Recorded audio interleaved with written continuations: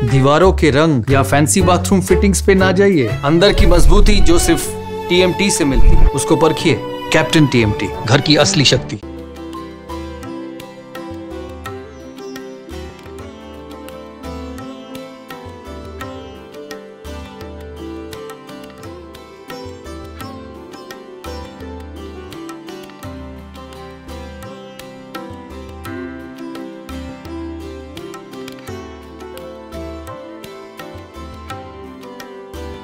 এটা প্রতিষ্ঠা করে গেছেন নেতাজির বাবা জানকীনাথ বসু। তিনি কটক থেকে এসে এবং প্রতিষ্ঠা করেছিলেন তার দুর্গাপুজোটা করেছিলেন হচ্ছে জানকীনাথ বসু। আর এইটা হচ্ছে ওনার স্ত্রী মানে নেতাজির মা প্রভাবতী দেবী, তিনিই হচ্ছে এই মন্দিরটা, বিষ্ণু মন্দিরটা কোদালিয়া গ্রামে এই বিষ্ণু মন্দিরটা তিনি প্রতিষ্ঠা করেন। এরা প্রত্যেক দিন নিত্য পুজো চলে। নারায়ণ শিলা আছে, সেই নারায়ণ শিলায় পুজো হয়। আর এছাড়া এখানে দুর্গাপুজো তো হয়, লক্ষ্মী পুজো হয়। দুর্গাপুজো বীরানন্দ কেশব পুরনোক্ত বিধিনায় মিলে পুজোটা হয়। এদের বলি হচ্ছে নবমীর দিন বলি হয়, মানে কুমড়ো বলি, আখ বলি আর শশা বলি। ঘর হচ্ছে মানে প্রতিপদ থেকে এদের কল্প আরম্ভ হয়, প্রতিপদে ঘট বসে, তারপরে চললো সে পুজোটা আস্তে আস্তে অষ্টমী দশমী অবধি চলবে। दीवारों के रंग या फैंसी बाथरूम फिटिंग्स पे ना जाइए, अंदर की मजबूती जो सिर्फ टीएमटी से मिलती है उसको परखिए। कैप्टन टीएमटी, घर की असली शक्ति। প্রতিবাদের পর ষষ্ঠী সপ্তমীর দিন এই ঘট মানে যে ঘরটা বসে সেই ঘরটা যেখানে মা দুর্গা যেখানে প্রতিষ্ঠিত হয়, পুজো হয় যেখানে, সেখানে সেই দালানে চলে যায়। আমি শুনেছি এখানে নেতাজি আসতেন মার সাথে, এবং মার পাশে বসে তিনি পুজো দেখতেন এবং পুজো করতেন, এবং সকলের সাথেও তার ছিল। আর এখানকার যারা বিপ্লবী ছিল তারাও সেই সময় তার সাথে যোগাযোগ করত। এবং নেতাজি যে বাড়ি আছে মানে এই দুর্গা দালানের পাশেই হচ্ছে ওনার বাড়ি, সেই বাড়িতে ওপরের ঘরেতে বসে তারা আলোচনা সব চলতো, স্বদেশী আলোচনা করতো, এই জন্য শোনা সব।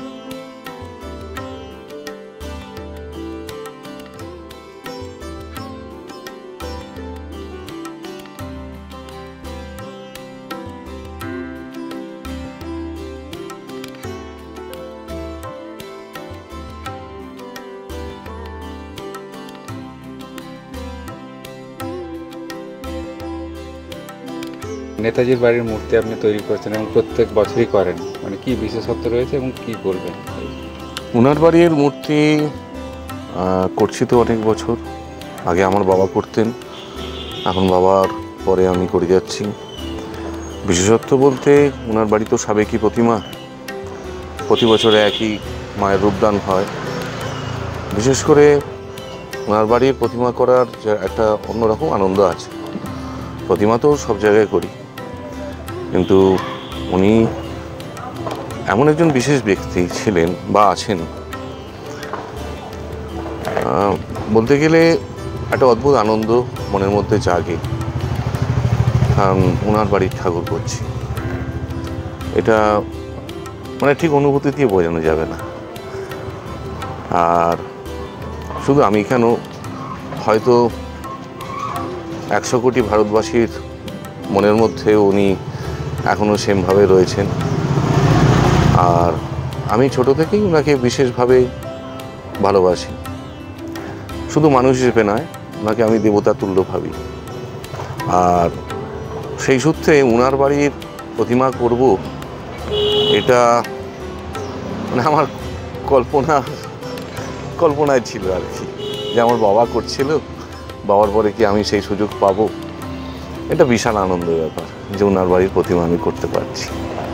এখন জানি না কতদিন করতে পারবো, আস্তে আস্তে তো আমারও বয়স হবে। আর ওনার বাড়ির যদি পুজো পরম্পরায় চলে যায়, চেষ্টা করব আমি আমার মতন অন্তর দিয়ে ওনার বাড়ির প্রতিমা তৈরি করা। কতটা তৈরি হয়ে গেছে আর কতদিনের মধ্যে হ্যাঁ, আপনি? হয়ে গেছে, মোটামুটি চক্ষুদানও হয়ে গেছে।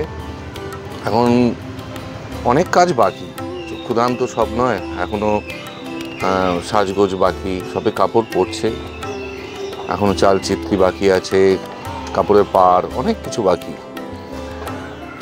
আশা করছি মহালয়ার মধ্যে ওনার বাড়ির ঠাকুর আমি তৈরি করে ফেলতে পারবো।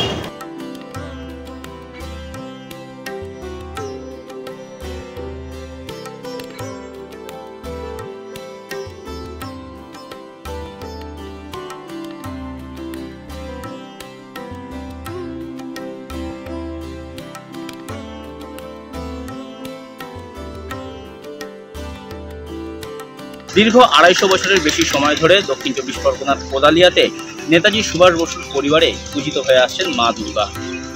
এই দুর্গাপুজোর জৌলুস আগের থেকে অনেকটা কমলেও তার বনেদিয়ান এবং আভিজাত্যে এখনও শ্রেষ্ঠত্বের দাবিদার। যেহেতু নেতাজি সুভাষ বোসের পরিবারের পুজো এটি, তাই সাধারণ মানুষের কাছে এটি আলাদা আবেগ। প্রত্যেক বছরই জেলার বিভিন্ন প্রান্ত থেকে এবং রাজ্যের বিভিন্ন প্রান্ত থেকে দুর্গাপুজোর সময় মানুষজন আসেন এই পুজো দেখতে। নেতাজি সুভাষচন্দ্র বোসের স্মৃতি বিজড়িত বসু পরিবারের পুজো, তাই আজও শ্রেষ্ঠত্বের দাবিদার দক্ষিণ চব্বিশ পরগনার বনেদি বাড়ির পুজোগুলির মধ্যে।